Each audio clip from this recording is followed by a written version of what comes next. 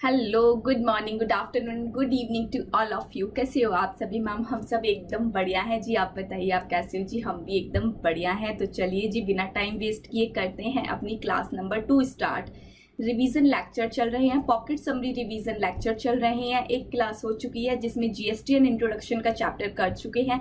आज है दूसरी क्लास जिसमें हम करेंगे constitutional provision.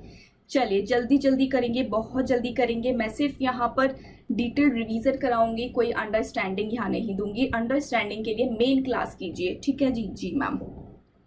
Constitution of India, आप सब जानते हो कॉन्स्टिट्यूशन क्या होता है। Constitution of India is a supreme law of India, जो कि हमें हमारी पावर बताता है, राइट्स बताता है, हमारी रिस्पॉन्सिबिलिटीज क्या है, हमारी ड्यूटीज क्या है, हमें क्या करना चाहिए, हमें क्या नहीं करना चाहिए। ये सारी बातें हमें कहाँ से मिली है?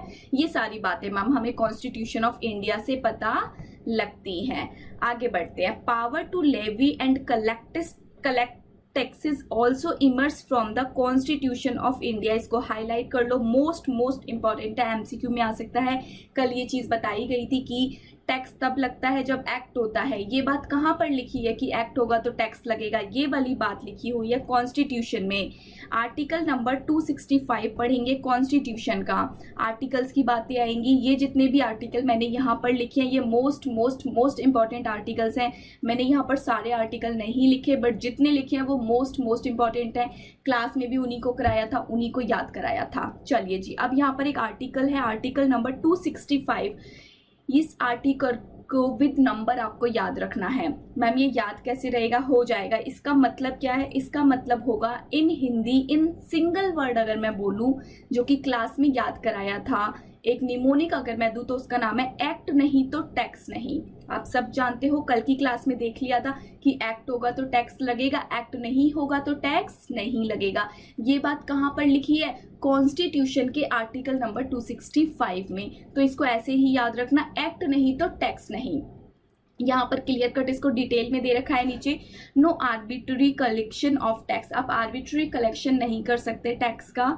No tax shall be levied और collected without the authority of law. जब तक लॉ नहीं कहेगा, जब तक लॉ की अथॉरिटी नहीं होगी, जब तक टैक्स एक्ट नहीं होगा, तब तक आप टैक्स को कलेक्ट नहीं करोगे, ना ही आप टैक्स को लगाओगे। जब लगाओगे नहीं तो कलेक्ट करने का तो मतलब बनता ही नहीं है। चलिए, ये आर्टिकल नंबर 265 कैसे याद रखना है? एक्ट नहीं तो टैक्स नहीं। फिर आता है आर्टिकल नंबर 246। ये कैसे याद रहेगा? एक्ट बनाएगा कौन, टैक्स लगाएगा कौन। इसमें दो बातें बताई गई हैं, एक्ट बनाएगा कौन, टैक्स लगाएगा कौन। इतने बढ़िया तरीके से यहाँ पर लिखा गया है सो दैट आपको एकदम माइंड में फिट हो जाए। तो 246 क्या बताएगा कि एक्ट बनाएगा कौन, टैक्स लगाएगा कौन। तो आप सबको पता है कि जो एक्ट बनाने का राइट होता है जीएसटी का, वो पार्लियामेंट को भी होता है और किसको होता है? स्टेट गवर्नमेंट को भी होता है। पार्लियामेंट मतलब यहाँ पर सेंट्रल गवर्नमेंट है। सेंट्रल गवर्नमेंट भी लॉ बनाती है, स्टेट गवर्नमेंट भी लॉ बनाती है। मैम लॉ तो बन गया, एक्ट तो बन गया, पर अब टैक्स लगाएगा कौन? आप सब जानते हो स्टेट गवर्नमेंट टैक्स लगाती है और सेंट्रल गवर्नमेंट भी टैक्स लगाती है। तो यही बातें हैं जो आर्टिकल नंबर 246 में बताई गई हैं। पार्लियामेंट में make laws for whole of India. पूरे इंडिया के लिए लॉ कौन बनाएगा? Central government. स्टेट गवर्नमेंट में make law for state.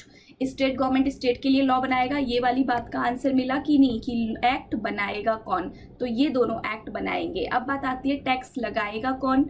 It gives authority to union and state government to levy taxes. Article number 246 से अथॉरिटी मिलती है सेंट्रल गवर्नमेंट को, स्टेट गवर्नमेंट को, कि ये टैक्स को लगा सकते हैं।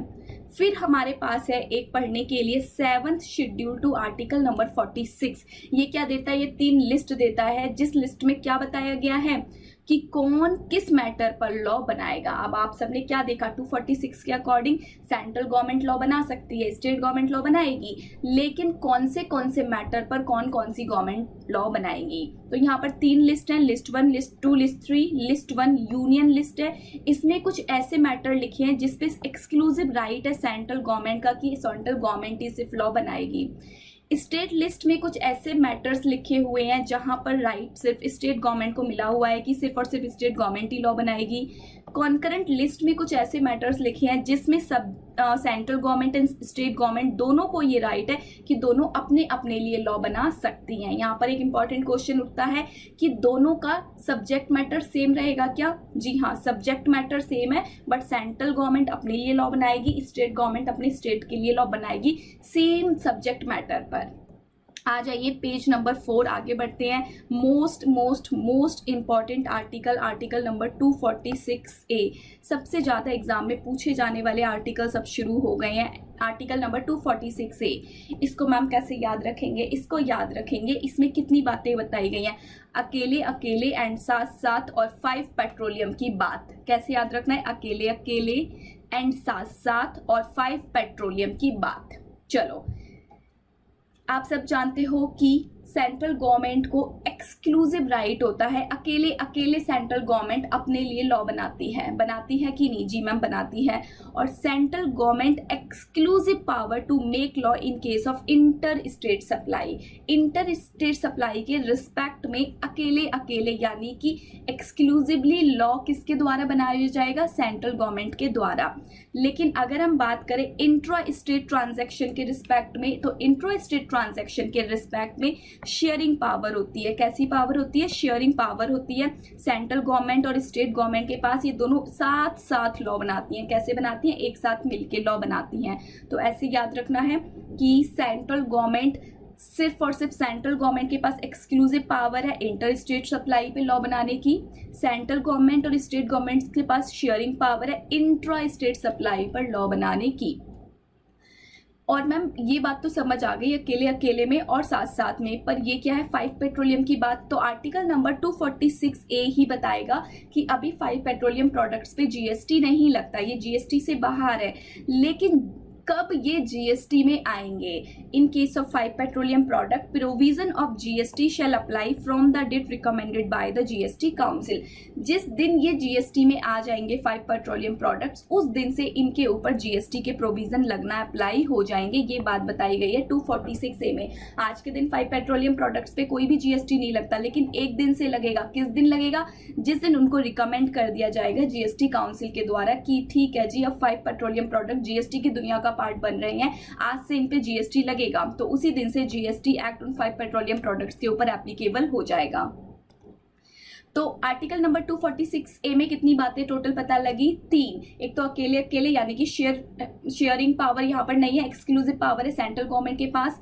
और साथ साथ का मतलब क्या है कि स्टेट गवर्नमेंट के पास शेयरिंग पावर है और सेंट्रल गवर्नमेंट के पास शेयरिंग पावर है कि दोनों एक साथ मिलके साथ साथ लॉ बनाएंगी इंट्रा ट्रांजैक्शन पर। चलिए अब आगे बढ़ जाते हैं। आर्टिकल नंबर 269A, कुछ बातें हम कर चुके हैं, कुछ बातें रह गई हैं, वो लिखी होंगी आर्टिकल नंबर 269A में।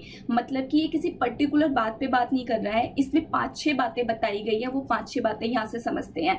इसलिए मैंने लिख दिया कुछ बातें, कुछ तो कर चुके, कुछ अभी रह गई थी, वो यहाँ पर हो जाएंगी।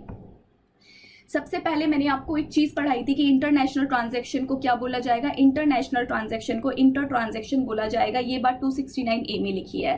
Second, GST on inter state transaction shell be levied and collected by the central government. Inter state transaction पर कौन सा टैक्स लगता है मैम? आईजीएसटी। आईजीएसटी कौन लगाता है? Central government. आईजीएसटी कलेक्ट कौन करता है? Central government. फिर क्या होता है? आईजीएसटी जो भी टैक्स कलेक्ट करती है उसको अपोर्शन कर देती है, उसको शेयर देती है, उसका 50% शेयर कर देती है। किसके साथ? डेस्टिनेशन स्टेट के साथ, on the recommendation of the council. अगर काउंसिल कहेगी नहीं नहीं नहीं 50% नहीं शेयर करना, 70% शेयर करो, तो सेंट्रल गवर्नमेंट कितना शेयर करेगी? 70%। तो जितना अमाउंट रिकमेंड कर देगी GST council to the central government कि आप इतना शेयर स्टेट के साथ अपोर्शन कीजिए, तो उतना ही हिस्सा सेंट्रल गवर्नमेंट को स्टेट के साथ अपोर्शन करना पड़ेगा। अभी कितना रिकमेंड कर रखा है? 50% है, तो अभी 50% शेयरिंग की जाती है। Next, IGST has been used for payment of SGST. ये सब आप जानते हो कि आईजीएसटी से हम हाफ क्या करते हैं? आईजीएसटी से हम क्या करते हैं? आईजीएसटी को मैम 50% हम शेयर करते हैं डेस्टिनेशन स्टेट के साथ, ये हमने ऊपर वाले पॉइंट में पढ़ा। आईजीएसटी को हम एसजीएसटी के लिए यूज भी करते हैं कि नहीं करते? जी बिल्कुल करते हैं। फिर क्लियर कट इन्होंने बोला है, मैंने आपको पढ़ाया था कि जो आईजीएसटी का टैक्स होता है आप उसको यूज कर रहे हो स्टेट को पेमेंट करने के लिए, आप उसको यूज कर रहे हो स्टेट को पेमेंट करने के लिए, तो उस आईजीएसटी को हम कंसोलिडेटेड फंड का पार्ट नहीं बनाएंगे। आपको बताई थी ये बात बिल्कुल बेसिक क्लासेस में कि जो भी टैक्स होता है वो सारा का सारा टैक्स किसको जाता है? सेंट्रल गवर्नमेंट को जाता है। सेंट्रल गवर्नमेंट उसको स्टेट के साथ शेयर करती है, लेकिन जो सेंट्रल गवर्नमेंट का हिस्सा है वो किसका पार्ट बन जाता है? कंसोलिडेटेड फंड का। फिर कंसोलिडेटेड फंड घूम के किसके पास आ जाता है? 42% स्टेट गवर्नमेंट के पास। कौन से स्टेट गवर्नमेंट के पास? जिनको पैसों की जरूरत है, जो स्टेट बहुत ज्यादा स्लो डाउन एरिया में जा रहे हैं, उनके पास 42% आ जाता है कंसोलिडेटेड फंड। लेकिन ये जो कंसोलिडेटेड फंड, ये जो आईजीएसटी है जिसमें से हमने जिसको हमने स्टेट गवर्नमेंट के साथ शेयर कर दिया, वो आईजीएसटी कभी भी कंसोलिडेटेड फंड का पार्ट नहीं बनेगा।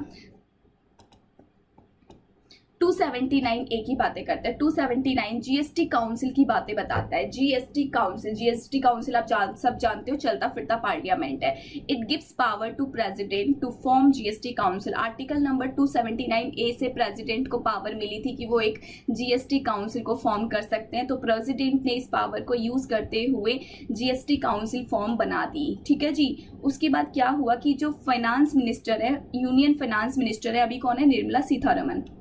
निर्मला सीतारमण जी क्या है? इसकी चेयरमैन है। जितने भी हमारे मेंबर्स हैं, एक सेकंड के लिए रुकिए, यहाँ पर पेज ऊपर नीचे हो गया, आपको फुल पेज मिल जाएगा, मैं उसे खोल लेती हूँ। चलिए जी, बिल्कुल उसी के कंटिन्यूएशन में ये पेज है, बिल्कुल जस्ट उसी के कंटिन्यूएशन में है। पेज नंबर 5 हमने क्या किया? हमने 2 पॉइंट्स करा कि ये जो फॉर्म है ये कौन बनाएगा, ये जीएसटी काउंसिल कौन बनाएगा? ये जीएसटी काउंसिल मैम आपने बताया बनाएंगे, कौन बनाएगा? मैम प्रेसिडेंट के पास ये पावर है, देख लीजिए। आइए फिर से दिखा देती हूँ यहाँ पर। It gives power to president to form GST council. उसके बाद हमने क्या पढ़ा कि जो यूनियन फाइनेंस मिनिस्टर होंगे वो इस काउंसिल के क्या हैं? चेयरमैन है। फिर जो स्टेट के मेंबर्स होंगे, स्टेट के जो भी मिनिस्टर्स होंगे, जो भी फाइनेंस मिनिस्टर होंगे, स्टेट के जो भी रेवेन्यू मिनिस्टर होंगे, वो सब कौन होंगे? वो सभी इस पर्टिकुलर जीएसटी काउंसिल के मेंबर होंगे। चलिए जी, इतनी बात समझ आई कि नहीं? जी मैम इतनी बात समझ आई। ये देखिए लिखा हुआ है, रेवेन्यू और finance minister of state are members of GST council. GST council क्या करती है मैम? ये रिकमेंडेशंस भेजती है। देखो हमें कोई इश्यू आता है, हम जीएसटी काउंसिल के पास जाते हैं, जीएसटी काउंसिल उस पर विचार विमर्श करती है, सभी मेंबर को बैठाती है और एक डिसीजन लेती है। अगर वो डिसीजन फाइनल हो जाता है तो जीएसटी काउंसिल रिकमेंड करती है पार्लियामेंट को, सेंट्रल गवर्नमेंट को, स्टेट गवर्नमेंट को कि ये डिसीजन आप अब इम्प्लीमेंट कर दो और इसको एक्ट बना दो। उसके बाद सेंट्रल गवर्नमेंट, स्टेट गवर्नमेंट मतलब कि पार्लियामेंट उस डिसीजन को अप्रूव कर देती है और फिर उस पर प्रेसिडेंट अपनी अप्रूवल दे देते हैं, तो फिर वो एक्ट का पार्ट बन जाती है। तो यही बात यहाँ पर लिखी हुई है कि जीएसटी काउंसिल टाइम पर रिकमेंडेशंस भेजती है सेंट्रल गवर्नमेंट, स्टेट गवर्नमेंट्स को ऑन द वेरियस इशूज। कैसे कैसे इश्यूज पर भेजती है? लाइक टैक्स रेट चेंज करना है कि नहीं करना, जो आपने लिमिट्स पढ़ी है टर्नओवर की वो चेंज करनी है कि नहीं करनी, इस तरह की चीजों पर जो भी जीएसटी काउंसिल है वो क्या भेजती है? रिकमेंडेशन भेजती है। टोटल स्पेशल स्टेट्स कितने हैं? 11। इन स्पेशल स्टेट्स के लिए जगह जगह जीएसटी लॉ में स्पेशल एक्ट लॉज प्रोविजंस बनाए गए हैं कि नहीं बनाए गए? बताइए जी मैम। इन स्पेशल स्टेट्स के लिए जीएसटी में जगह जगह स्पेशल प्रोविजंस बनाए गए हैं, इनको जगह जगह स्पेशल प्रिविलेजेस दी गई हैं, वो बात भी यहीं लिखी हुई है जी ma'am. Next, GST council recommend the date on which GST be levied on 5 petroleum product. GST council बताएगी कि किस दिन से 5 पेट्रोलियम प्रोडक्ट पर जीएसटी लगेगा, ये बात भी इसी आर्टिकल नंबर 279 में लिखी हुई है। चलो, जीएसटी काउंसिल में कोई मीटिंग हो रही है, कोई डिसीजन रखा गया है, वो जो डिसीजन रखा गया है उसको कितने % वोट से पास किया जाना चाहिए? एटलीस्ट 75% वेटेड वोट से पास किया जाना चाहिए। वेट वगैरह सब क्वेश्चन वगैरह ऑलरेडी करा चुकी हूँ, यहाँ डिटेल में कुछ नहीं उठाऊंगी। अब आप सब जानते हो कि जो सेंट्रल गवर्नमेंट होती है उसका वेट कितना होता है? 1/3 of total votes, and state government का वेट होता है 2/3 ऑफ टोटल वोट्स। कोरम कितनी होनी चाहिए मीटिंग कंसिस्ट करने के लिए? अगर कोरम 50% नहीं होगी तो मीटिंग कंडक्ट नहीं होगी। तो कोरम कितनी होनी चाहिए? कोरम मैम एटलीस्ट 50% होनी चाहिए। लास्ट आर्टिकल बचा है आर्टिकल नंबर 366। ये आर्टिकल नंबर 366 आपको कुछ डेफिनेशंस देता है, कुछ परिभाषाएं बताता है किसकी की जीएसटी क्या होता है। गुड्स और सर्विसेज पर लगने वाले टैक्स को जीएसटी बोला जाता है, लेकिन ये टैक्स कभी भी अल्कोहलिक लिकर और human consumption, alcoholic liquor for human consumption पर कभी भी नहीं लगाया जाएगा। कुछ दिन बाद ये 5 पेट्रोलियम प्रोडक्ट्स पे लगना शुरू हो जाएगा, बट ये टैक्स कभी भी ह्यूमन लिकर पर नहीं लगेगा, ह्यूमन लिकर पर नहीं लगेगा। और सर्विस क्या होती है? Anything other than goods. States क्या होते हैं आप सब जानते हो, ऑलरेडी बताया गया है, लेकिन ये चीज़ बताना चाहूँगी, ऐसी टेरिटरी जिनका लेजिस्लेचर होता है जैसे कि दिल्ली और पांडुचेरी, इनको जीएसटी में क्या बोला गया है? स्टेट। ये बात भी कहाँ पर लिखी है? आर्टिकल नंबर 366 में।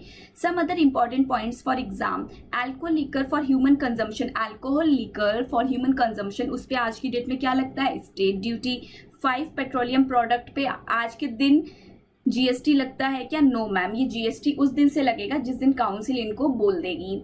तंबाकू पे आज के दिन जीएसटी लगता है एंड एक्साइज ड्यूटी भी लगती है। चलिए जी, इस टॉपिक में, इस चैप्टर में हमारे पास इतना ही कंटेंट था जो कि मोस्ट इंपॉर्टेंट था, एग्जाम ओरिएंटेड था, पूरा हम डिस्कस कर चुके हैं। आज ही रिवीजन कर दिया गया है यहाँ पे। अब आप सबसे पहले अपनी बुक का मेन कंटेंट पढ़ना, फिर इसके ऊपर क्वेश्चन सॉल्व करना, जहाँ जहाँ आपको जो भी क्वेश्चन दिख जाए। उसके बाद कोई भी डाउट हो तो आज ही के दिन पूछ लेना। इस चैप्टर को आज ही पैकअप कर देना, इस पैकअप करके इसको रख देना।